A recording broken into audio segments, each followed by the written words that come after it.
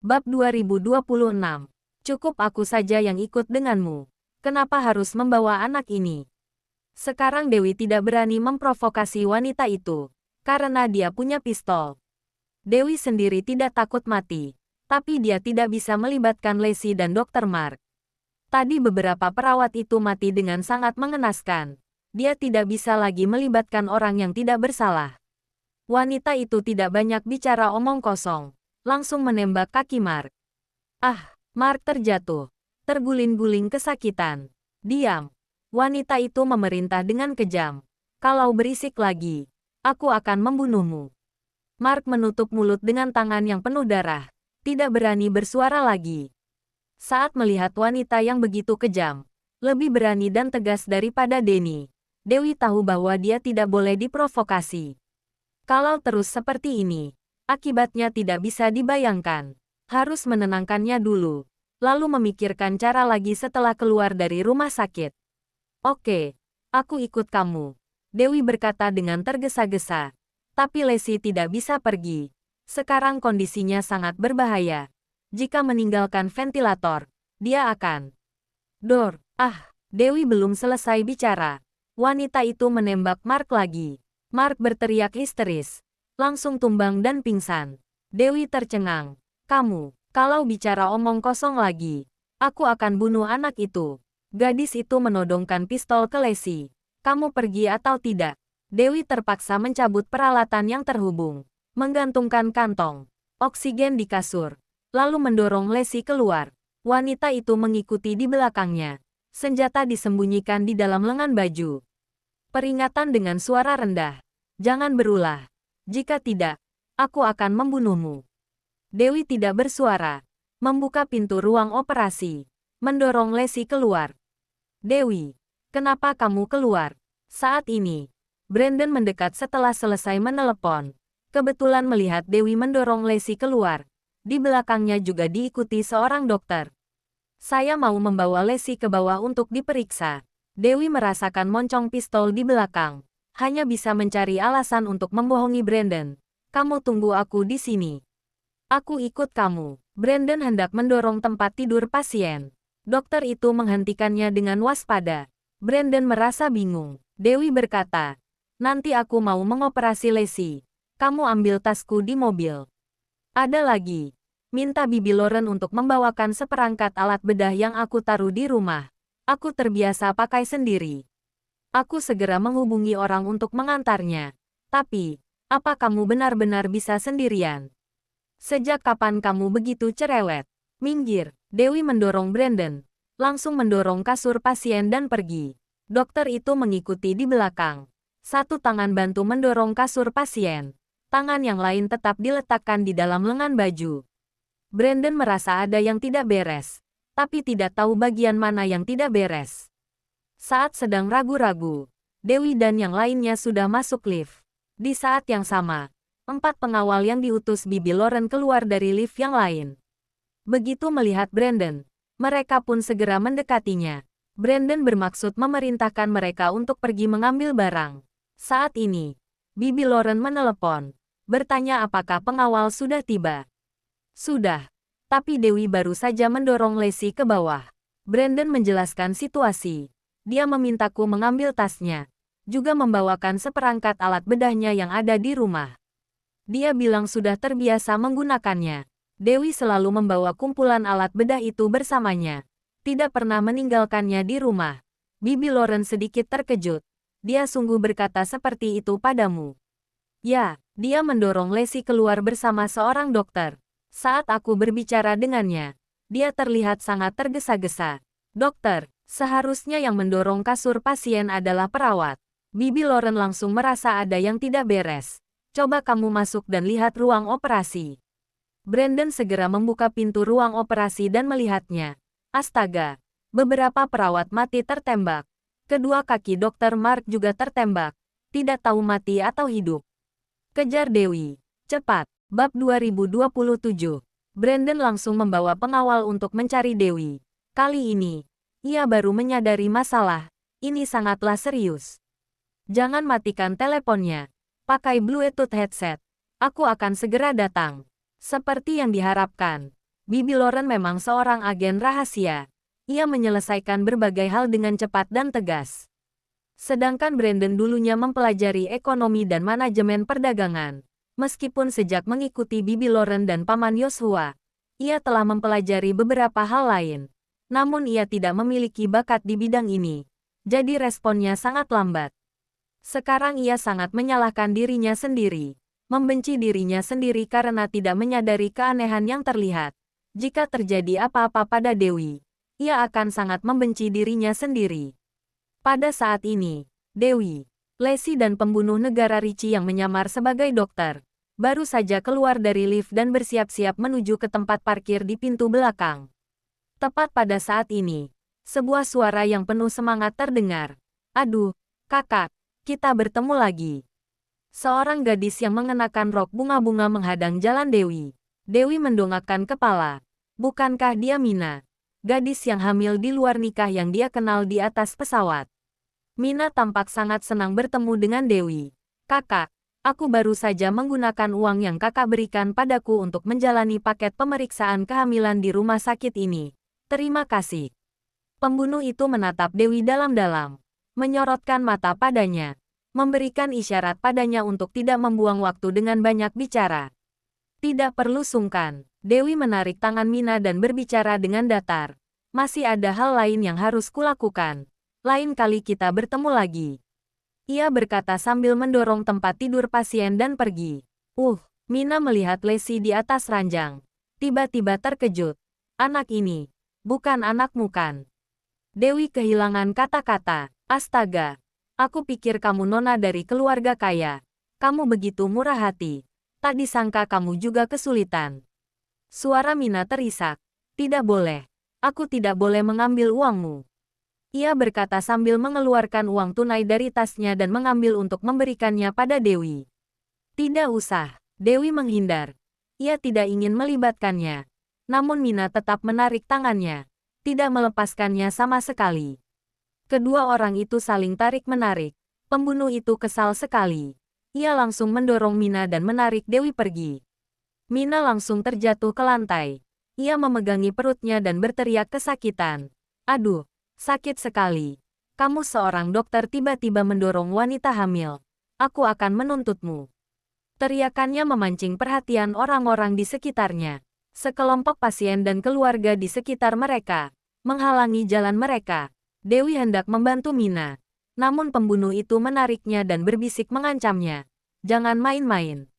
Dewi tidak punya pilihan selain mendorong kasur pasien dan berjalan pergi.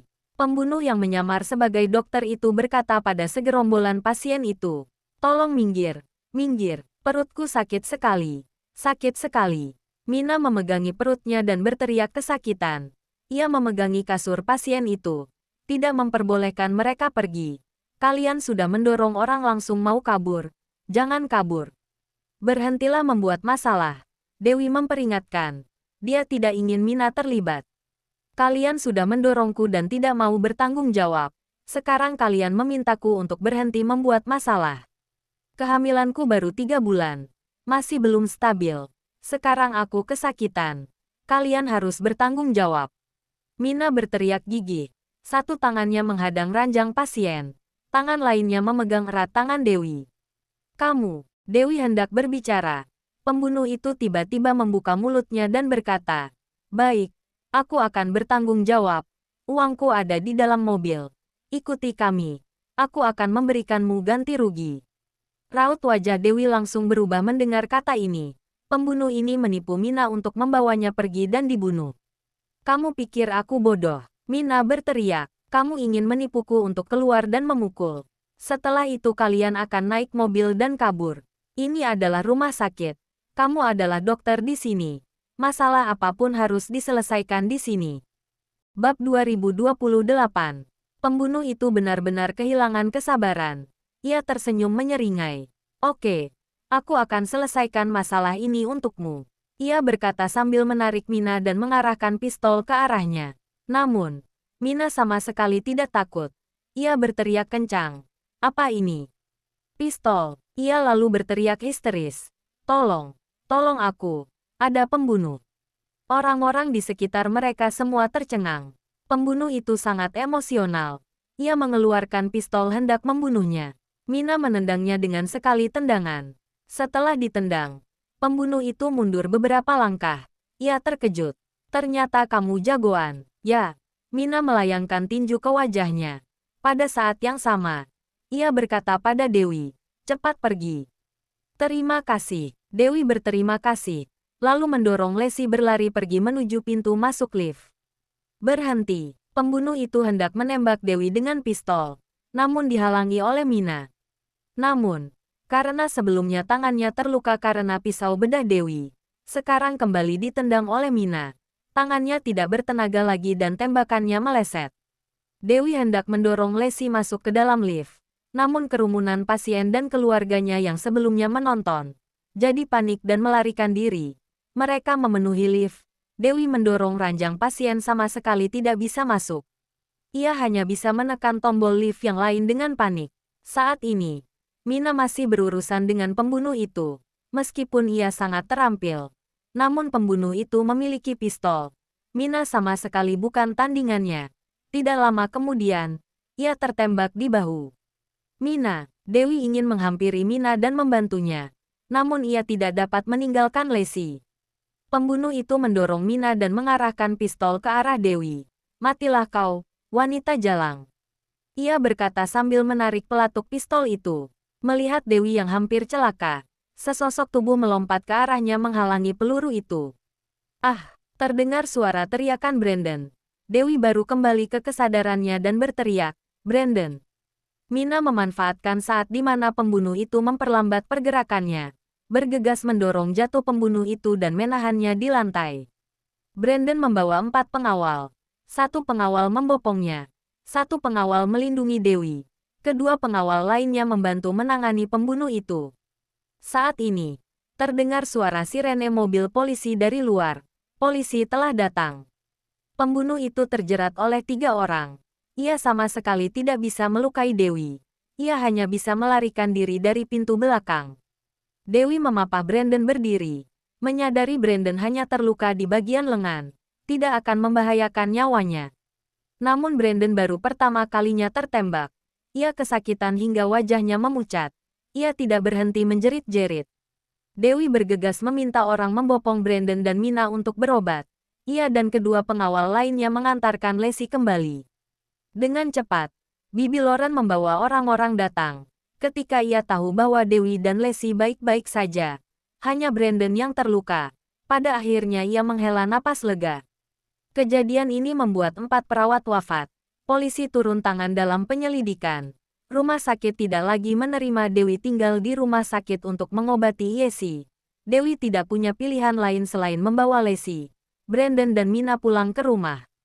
Sebenarnya di rumah juga ada ruang perawatan. Juga ada alat-alat medis dan obat-obatan. Hanya saja tidak cukup lengkap. Bibi Lauren mengutus orang untuk membeli peralatan medis dan obat-obatan. Dewi berencana melakukan operasi pada Lesi keesokan harinya. Sedangkan malam ini, Dewi mengeluarkan peluru di tubuh Brandon dan Mina, mengobati luka mereka. Terima kasih. Mina seperti sudah terbiasa, meskipun bahunya tertembak. Namun ia sama sekali tidak berteriak dari awal hingga akhir.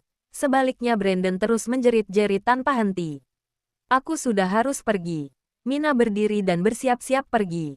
Siapa yang mengirimmu ke sini? Dewi bertanya dengan terus terang. Kakak, apa yang kamu bicarakan? Aku hanya wanita hamil yang bertemu denganmu secara kebetulan. Mina tertawa. Kamu sama sekali tidak hamil. Dewi memotong perkataannya. Saat aku memberikanmu uang di atas pesawat, aku langsung tahu saat menyentuh urat nadimu. Jadi, aku terus berpura-pura bodoh. Mina sangat terkejut. Aku mengira kamu adalah utusan Lorenzo yang datang untuk melindungiku diam-diam. Jadi aku sengaja berpura-pura. Tapi setelah dipikir-pikir, kamu jelas bukanlah utusan Lorenzo. Dewi sangat yakin. Dia dan bawahannya mirip. Melakukan apapun dengan lugas. Tidak mungkin berputar-putar. Bab 2029. Nona Dewi benar-benar sangat pintar. Mina tersenyum. Yang dikatakan pangeran tidak salah sedikit pun. Kamu adalah utusan Pangeran Willy. Dewi sangat terkejut. Dia sudah lama tidak berhubungan dengan Pangeran Willy.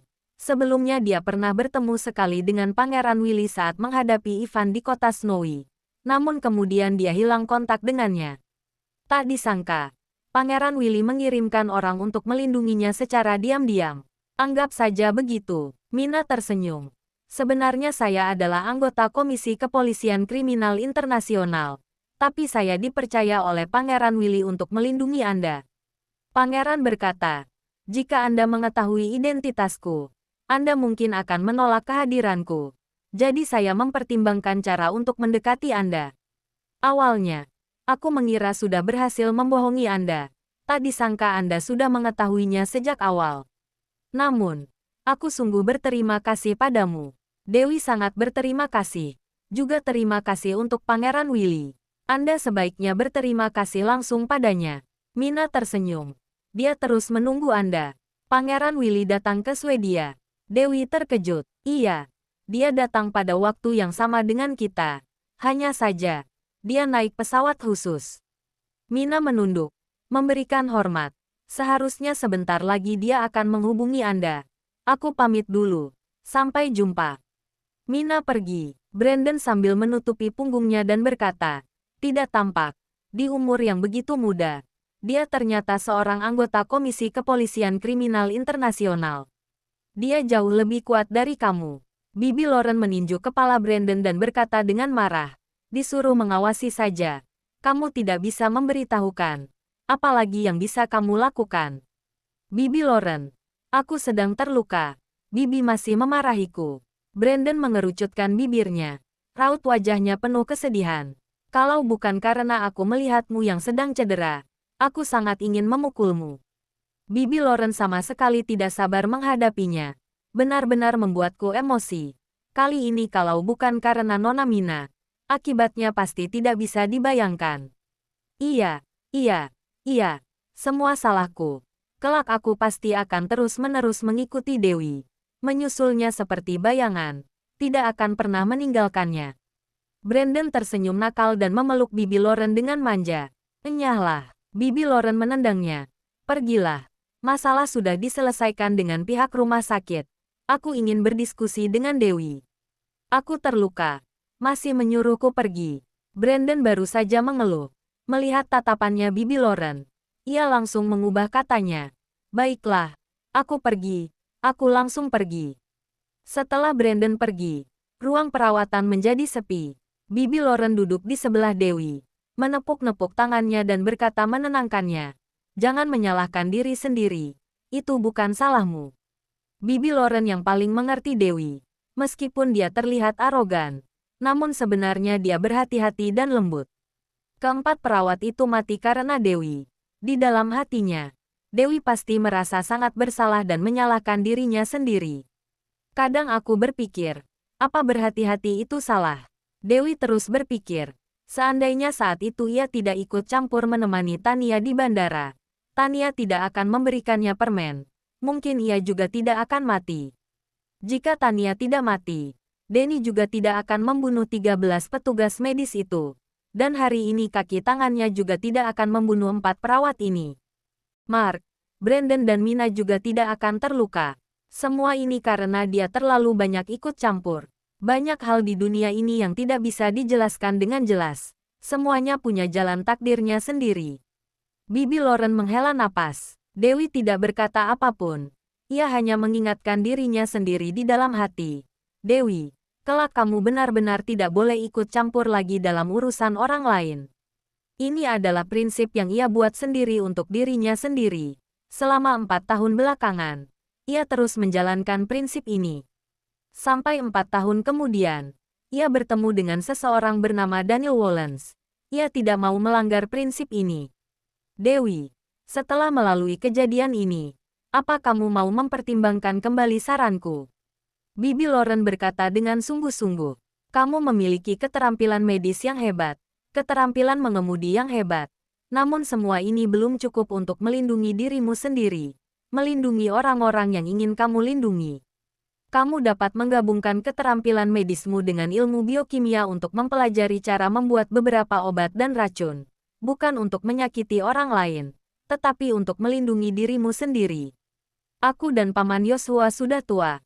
Suatu hari nanti, kami tidak akan bisa melindungimu lagi. Kamu harus belajar melindungi dirimu sendiri. Bab 2030. Kali ini, Dewi mendengarkan perkataan Bibi Loren. Sebenarnya saat ia berada di Bunaken, sejak ia diserang oleh Denny, ia mulai mempertimbangkannya. Postur tubuhnya kecil dan kekuatannya lemah. Meskipun ia memiliki keterampilan yang terbilang lumayan, tidak masalah jika menghadapi orang biasa. Namun ia akan kesulitan jika menghadapi monster profesional seperti Denny. Ia memiliki keterampilan untuk memanggil hewan buas. Namun ada banyak tempat yang tidak ada hewan buas sama sekali. Ini menyebabkan keterampilannya tidak dapat digunakan dalam kebanyakan situasi. Jadi, ia harus berubah. Saat ia sedang berpikir keras, tiba-tiba ponselnya berdering. Ia melihat layar ponselnya dan langsung menjawab panggilan, "Willy." "Dewi, kapan kamu ada waktu? Boleh bertemu?" Suara Pangeran Willy masih sangat lembut dan enak didengar. Melalui pintu kaca, Dewi melihat ke kamar pasien di sebelah, dan berkata dengan malu, "Dengan keadaan Lesi sekarang, aku tidak leluasa bepergian jauh. Bagaimana kalau kamu ke sini? Aku akan mengirimkan alamatnya." Oke, setelah menutup telepon, Dewi mengirimkan alamatnya ke Pangeran Willy. Bibi Loren sedikit tidak tenang. Apa Pangeran Willy bisa dipercaya? Lebih baik jangan sembarangan memberikan alamat kita pada orang lain. Ini hal yang sangat penting. Bibi Loren, Willy adalah teman baikku. Dia memiliki kepribadian yang baik dan memperlakukanku dengan sangat baik. Jadi ini tidak akan jadi masalah. Untuk berhati-hati, aku akan bertemu dengannya di kafe yang berjarak 2 kilometer dari sini. Jika ada masalah di rumah, aku juga bisa langsung segera pulang. Dewi berkata sambil membereskan barang-barang.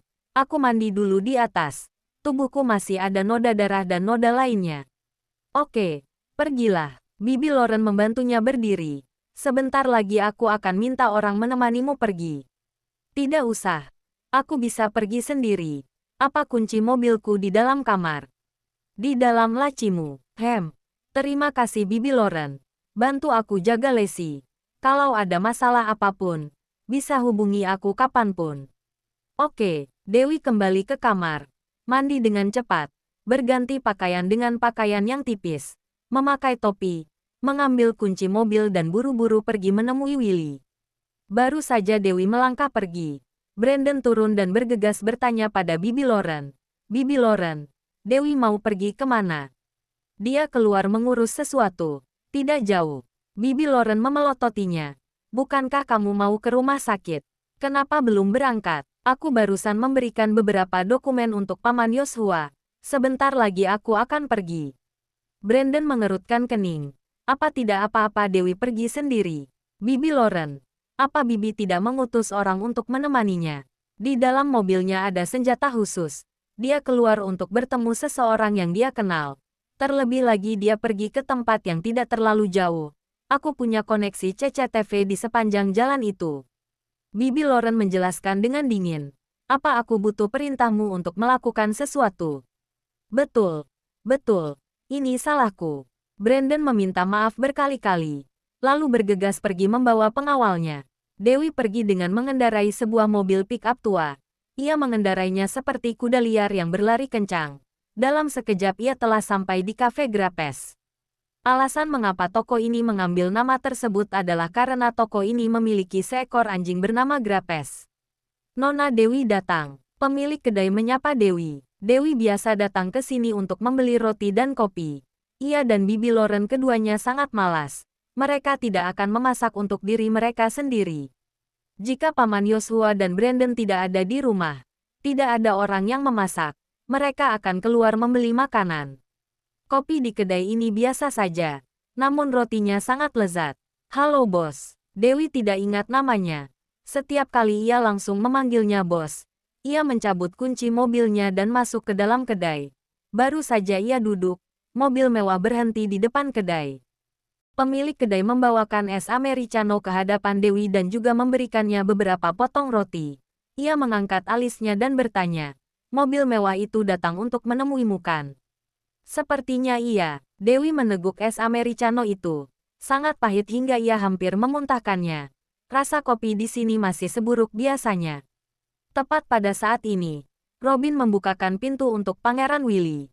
Diikuti dengan 4 pengawal bertubuh tinggi di belakangnya dan beberapa orang lainnya yang berjaga di depan pintu. Bab 2031. Tampaknya benar-benar untuk menemuimu. Pemilik kedai membalikkan badan menyapanya. Hai, mau minum apa? Bawakan aku beberapa cangkir kopi apapun. Lalu tolong keluar sebentar. Robin memberikan setumpuk uang untuk pemilik kedai. Pemilik kedai melirik uang itu. Namun ia tidak memedulikannya. Ia menoleh menatap Dewi. Dewi mengangguk-anggukan kepala. Kali ini ia baru mengambil uang itu. Mengenakan topi koboi. Bersiul dan meninggalkan kedai. Di meja bar ada beberapa minuman kaleng. Ambil sendiri ya. Terima kasih. Robin berterima kasih. Menutup pintu. Lalu memberi hormat pada Dewi. Apa kabar, Nona Dewi? Lama tidak berjumpa, Robin. Dewi menyapa Robin. Namun matanya tertuju pada Pangeran Willy. Baru saja tidak bertemu selama 1 bulan lebih.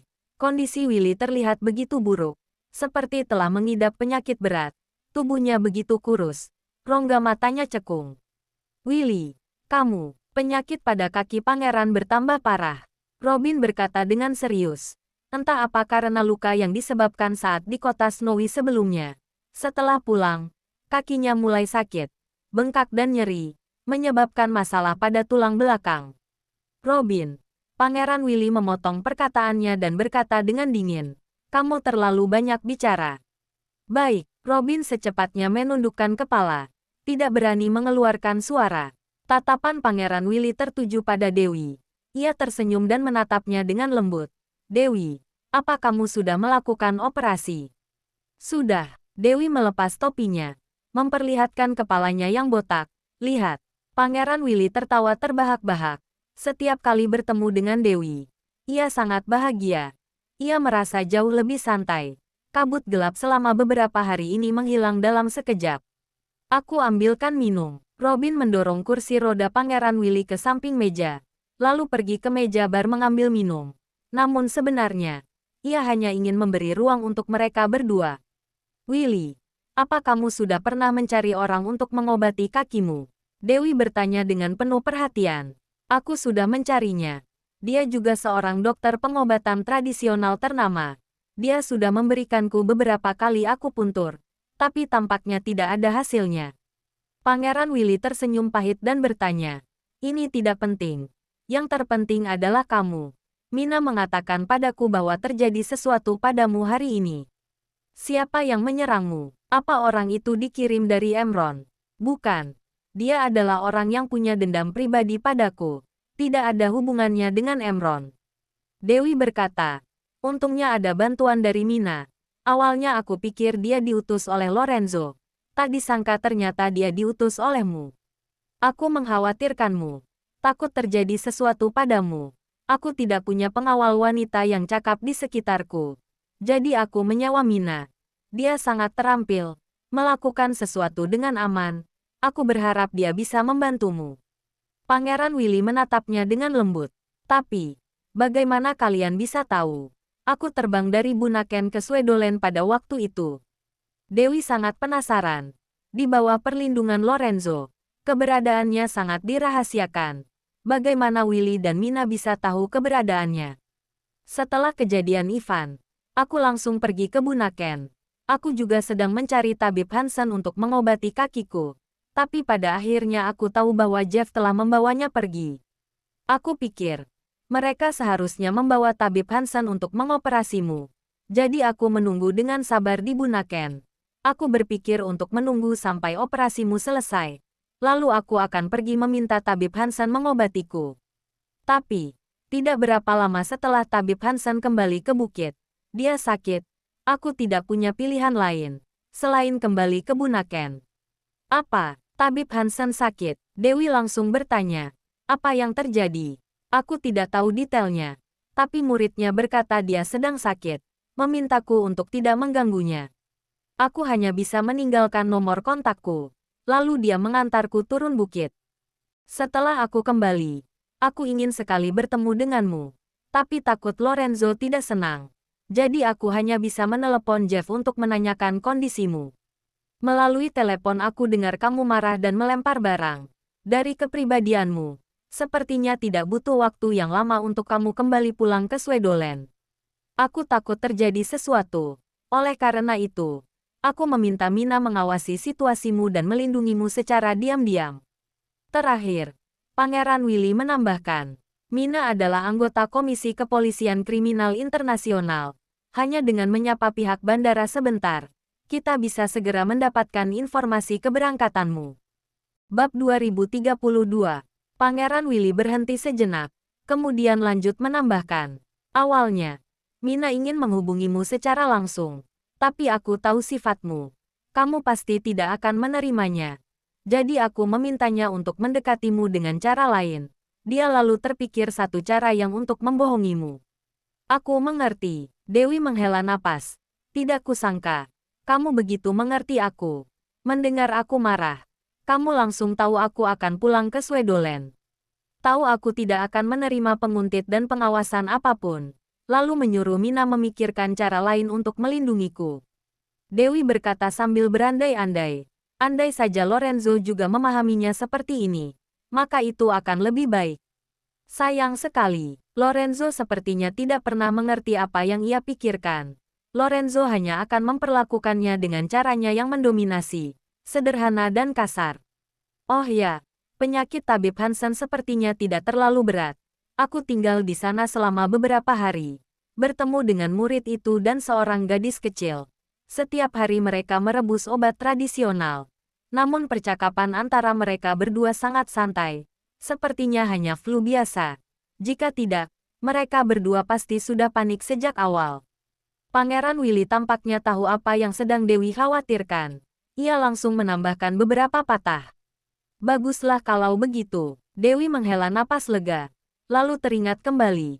Tanpa sadar perkataannya barusan membocorkan hubungannya dengan tabib Hansen. Untungnya orang ini Willy. Ia tahu juga tidak apa-apa. Apa masih ada hal yang mengganggu di sisimu? Pangeran Willy lanjut bertanya. Sebenarnya siapa orang yang hendak membunuhmu? Bagaimana kalau aku turun tangan membantumu? Tidak perlu. Aku bisa menyelesaikannya. Dewi tidak ingin melibatkan Willy. Biar aku lihat kakimu. Ia berkata sambil berlutut memeriksa kaki Willy. Ia tidak bisa menahan perubahan pada raut wajahnya saat melihatnya. Bagaimana bisa jadi seperti ini? Ini memang jauh lebih parah dari sebelumnya. Dewi memeriksa punggung Pangeran Willy. Raut wajahnya berubah lebih serius. Ini tidak hanya tulang depan yang bermasalah. Tulang punggung juga bermasalah. Kenapa bisa begini? Robin lebih panik. Tabib Dewi. Kumohon selamatkan Yang Mulia. Aku mohon. Ini tidak benar. Dewi mengerutkan alis. Kamu diracuni sebelumnya. Ketika aku memberikanmu anti racun. Kondisi kakimu jauh lebih baik daripada sekarang.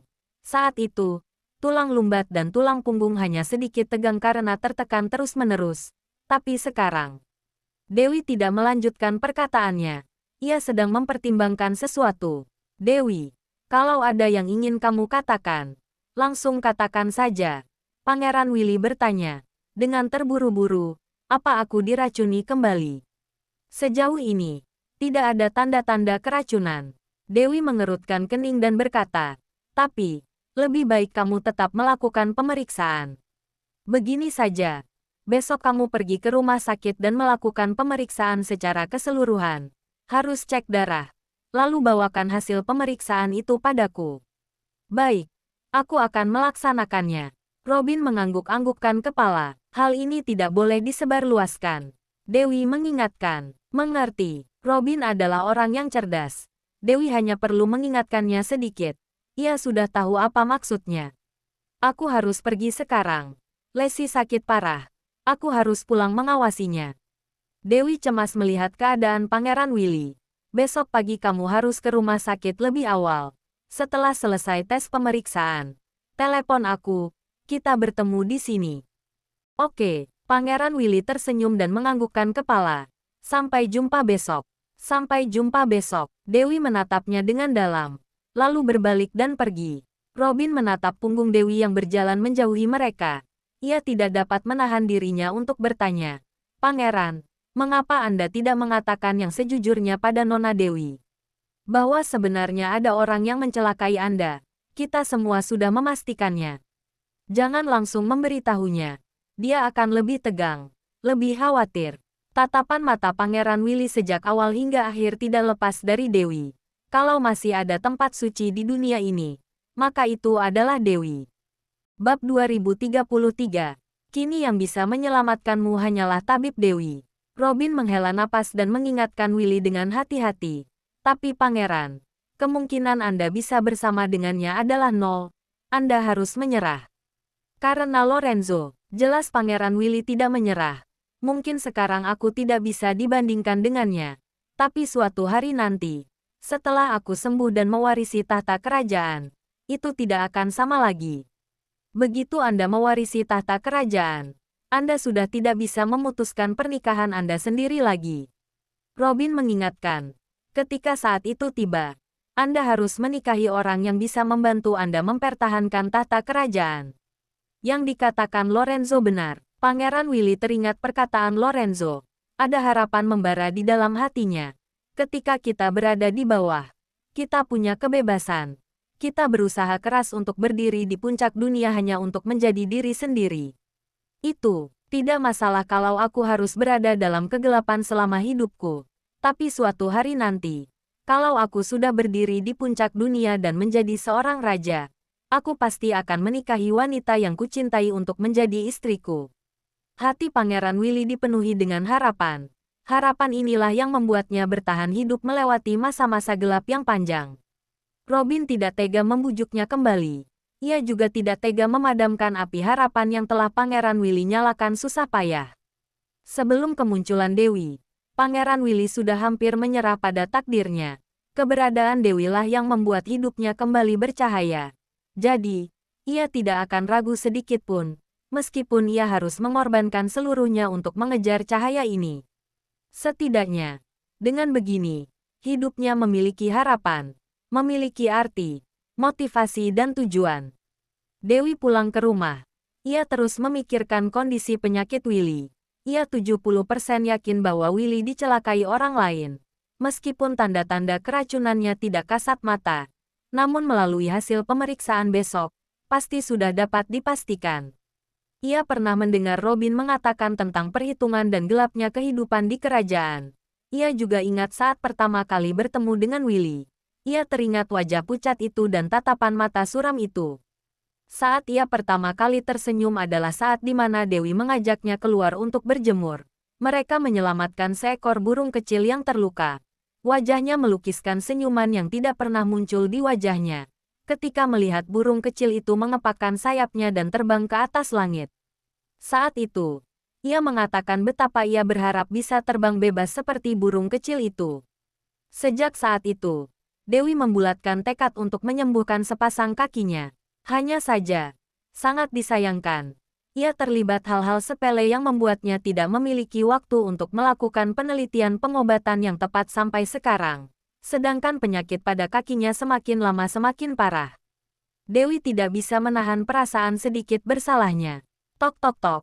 Tepat pada saat ini, terdengar suara ketukan pintu dari luar. Dewi, Paman Joshua sudah kembali. Aku segera turun. Dewi mengenakan mantel dan turun menemui mereka. Paman Joshua sibuk sepanjang tahun.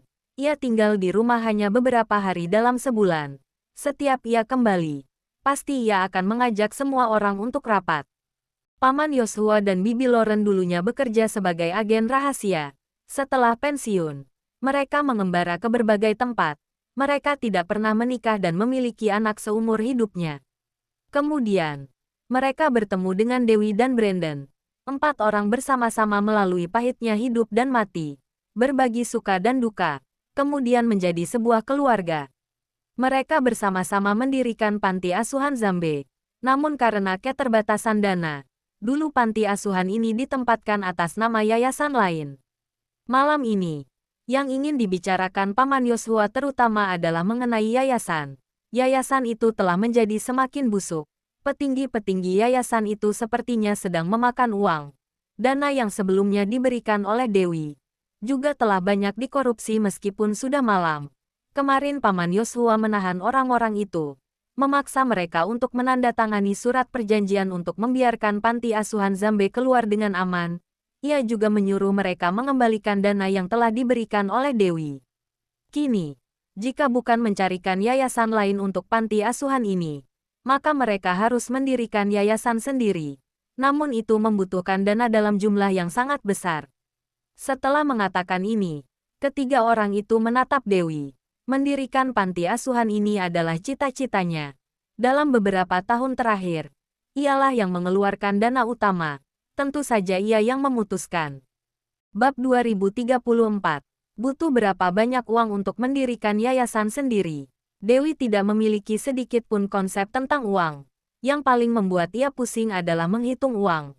Jadi ia langsung bertanya pertanyaan yang paling mudah dan apa adanya. Ini, Brandon langsung memperlihatkan kalkulator padanya. Dewi pun menghitung. 1 digit, 2 digit, 3 digit, 9 digit, 10 digit. Tak lama kemudian, dia pun sakit kepala menghitungnya. Tidak hitung lagi, pusing. Dewi tampak kesal. Kita kurang berapa? Kurang banyak, Paman Yosua berkata. Sebenarnya berdasarkan kemampuan ekonomi kita, sekarang, tidak cukup untuk mendirikan yayasan sendiri. Aku juga sedang mencari yayasan baru. Lihat apa ada yang lebih cocok dan dapat diandalkan. Betul, tidak perlu terlalu stres. Kita lebih baik mengandalkan yayasan lain. Bibi Lauren berkata. Lagi pula masalah ini tidak terlalu terburu-buru. Dengan uang yang dikembalikan ini, kita masih dapat bertahan untuk sementara waktu. Sementara waktu itu berapa lama? Dewi buru-buru bertanya. Itu, Bibi Lauren kembali bertanya pada Brandon. 25 hari. Brandon menunjukkan perhitungannya pada mereka. Jual perhiasan-perhiasan milikku. Katanya harganya bisa mencapai 200 miliar. Dewi berkata tanpa ragu. Tunggu sampai aku selesai mengoperasi Lacey dan memberikan pengobatan untuk kaki Willy. Dia bisa memberikanku sedikit uang. Bukannya kamu bilang, masalah pada kaki Pangeran Willy sangat merepotkan. Bibi Lauren mengerutkan alis. Lagi pula keselamatannya terkait dengan perebutan kekuasaan keluarga kerajaan Denmark. Lebih baik kamu tidak ikut campur. Betul, Paman Yosua sangat setuju dengan perkataan Bibi Lauren. Apapun yang melibatkan harta akan jadi sangat merepotkan. Lebih baik sebisa mungkin menghindarinya.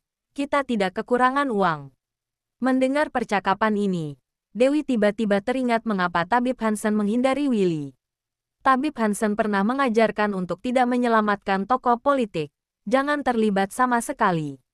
Ia masih tidak mengerti. Semuanya adalah manusia. Mengapa tidak boleh menyelamatkan beberapa orang itu? Saat itu, Tabib Hansen tidak menjelaskan secara detail. Dewi hanya patuh mendengarkannya. Ia juga tidak terlalu peduli. Namun sekarang setelah dipikir-pikir, perkataan Tabib Hansen benar-benar memiliki makna tersembunyi. Ingat bagaimana kamu celaka saat kamu berada di kapal pesiar di negara Maple. Brandon mengingatkannya dengan serius. Orang-orang itu membuatmu hampir terbunuh. Membuatmu tidak bisa mengobati penyakit Pangeran Willy. Ketika Pangeran Willy tidak sembuh dari penyakitnya, maka dia tidak akan dapat merebut tahta dengan mereka lagi. Kamu sebenarnya sangat pintar. Bibi Lauren menjewer telinga Brandon. Hihihi. Brandon tersenyum bodoh. Dewi berpikir-pikir dan akhirnya berkata, aku tahu ini semua. Tapi Willy adalah temanku. Aku baru saja bertemu dengannya. Kondisi penyakitnya memburuk. Kini tulang lumbal dan tulang belakangnya juga bermasalah. Orang-orang itu tidak hanya ingin membuatnya keluar dari persaingan, tapi juga menginginkan nyawanya. Tidak melakukan apapun untuk menyelamatkan seorang teman. Melanggar prinsip hidupku. Juga melanggar misiku sebagai seorang dokter. Itu, mendengar perkataan ini, Paman Yosua dan Bibi Lauren saling bertatapan. Tidak berkata apa-apa. Mereka juga pernah bersemangat seperti itu. Muda dan ceroboh. Impulsif. Mereka juga pernah membayar harga yang mahal demi cinta dan pertemanan. Namun meskipun begitu, mereka juga pernah menyesal. Bab 2035. Selesai pembicaraan ini, Paman Yosua kembali menanyakan sebuah pertanyaan, seperti yang dikatakan Bibi Lauren, yaitu membiarkan Dewi mempelajari ilmu ekstrak racun dan senjata untuk menjaga diri. Selama mereka berdua masih bisa bergerak, mereka dapat membantu. Jika tidak, saat ia nanti menghadapi bahaya, bahkan kemampuan untuk melindungi dirinya sendiri saja, ia tidak punya. Dewi dulu berpegang teguh pada ajaran Tabib Hansen untuk tidak mempelajari ilmu ekstrak racun. Namun setelah dipikir-pikir lagi sekarang, ia tidak peduli lagi. Yang mengajarkan Tabib Hansen, jangan turun bukit, jangan belajar ilmu ekstrak racun. Ia sama sekali tidak mendengarkannya. Kini bahkan menyembuhkan penyakit anggota kerajaan saja sudah ia langgar. Takut apa lagi? Berpikir sampai di sini, Dewi menyetujuinya. Setelah selesai dengan operasi lesi, aku akan bersiap-siap. Oke, Paman Yosua menganggukkan kepala dengan lega, lalu mengeluarkan sebuah tas kulit dari lemari dan memberikannya pada Dewi. Aku menemukan tas kesayanganmu. Kamu sudah menemukannya. Dewi sangat gembira. Ia mengambil tas itu dengan terburu-buru. Membukanya. Di dalamnya ada sebuah pisau dapur yang besar. Ini adalah satu-satunya benda yang ia bawa dari Bukit Oldis. Di atas pisau terukir nama Dewi. Dari situlah namanya berasal. Saat ia masih kecil, ia sering mengumpulkan tanaman obat di atas bukit. Tabib Hansen memberikan pisau ini sebagai alat perlindungan diri. Ia berkata jika ada binatang buas, ia dapat menggunakan pisau ini untuk melawan mereka. Namun, Dewi mampu mengendalikan binatang buas. Ia sama sekali tidak memerlukan pisau ini.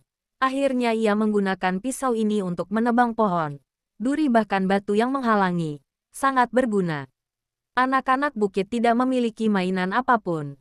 Ini adalah satu-satunya mainan yang ia miliki. Jadi, kemanapun ia pergi, ia akan selalu membawa pisau ini. Setelah pindah rumah beberapa bulan yang lalu, pisau ini dijadikan mainan oleh anak-anak orang dalam. Namun ia mencarinya. Ia sama sekali tidak dapat menemukannya. Tak disangka Paman Yosua dapat menemukannya kembali. Senang, Bibi Loren menatap Dewi seperti menatap anak kecil. Mainannya sudah ketemu lagi. Hahaha, senang, Dewi berkata sambil tersenyum manis. Melihat ini seperti sedang melihat Tabib Hansen. Saat dia melihat pisau ini, dia bisa mengingat apa yang dikatakan Tabib Hansen. Dewi, kamu adalah anak keberuntungan yang merupakan gabungan dari inti langit dan bumi. Kamu adalah utusan Tuhan. Tidak ada satupun yang dapat menghentikanmu. Kamu harus semangat. Guru akan melindungimu dari belakang. Jadi, setiap kali ia menemui kesulitan, ia dapat membayangkan Tabib Hansen berada di belakangnya. Kemudian muncul kekuatan yang tidak terbatas di dalam hati. Baiklah, hari ini cukup sampai di sini. Kembali dan beristirahatlah. Paman Yosua menepuk-nepuk tangannya. Pertanda rapat selesai. Bibi Loren dan Paman Yosua masih melakukan perhitungan. Brandon pergi ke tempat Dewi untuk mengambil perhiasan. Besok ia akan menukar perhiasan itu dengan uang tunai. Mempersiapkan dana untuk perputaran panti asuhan.